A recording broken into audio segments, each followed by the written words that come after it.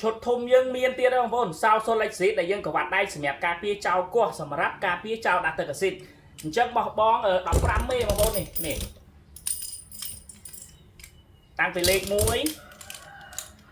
ដល់លេខ15បងប្អូនដល់លេខ15បងប្រុសកំងជាប្រភេទ Master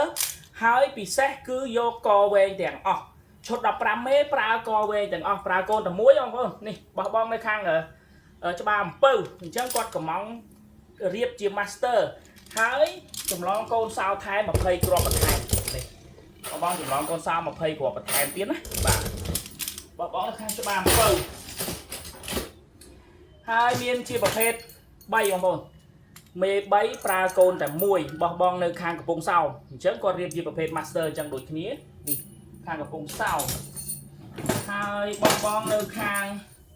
កំពង់ចាមបងកំពង់ចាមគាត់យក2ឈុតអញ្ចឹងប្រើ Master ដូចគ្នាតែគាត់យក2ឈុតអញ្ចឹងបងខាងកំពង់ចាមហើយសោដែលយើងកវ៉ាត់ដៃអញ្ចឹងបងប្អូនការពារគេគោះកគូតនេះណាបាទហើយរីនេះសម្រាប់បងប្អូនយើងកំង12ហើយបងប្អូនអាចកំងជាកវែងខ្លះកខ្លីខ្លះរៀបជាប្រភេទ Master ក៏បានដែរអញ្ចឹងណាសោសូលិចស៊ីហ្នឹងអាចកំងបានអញ្ចឹងបងប្អូនត្រូវការប្រហែលមេតាក់ទងមកខ្ញុំបានណាបាទតាមលេខទូរស័ព្ទតាមលេខទូរស័ព្ទដែលខ្ញុំដាក់នេះឬក៏តាម Telegram មកដើម្បីដាក់ការកំងខ្ញុំរៀបចំឲ្យបងប្អូនបាទអរគុណច្រើនអញ្ចឹងបងប្អូនត្រូវការធ្វើទូដែកបាត់សោភ្លេចលេខកូដឬក៏ប័ណ្ណបញ្ជានេះចុចអត់ចេញភ្លើង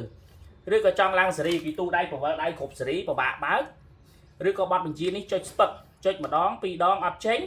ដូរប័ណ្ណបញ្ជាថ្មីប្រើបានតាក់ទងមកខ្ញុំមកតាមលេខទូរស័ព្ទឬក៏តាម Telegram ណាសេវាកម្មចល័ត25ខេត្តក្រុងដល់ណាក៏ខ្ញុំទៅធ្វើឲ្យដែរតែបងប្អូនណាអរគុណបាយបាយ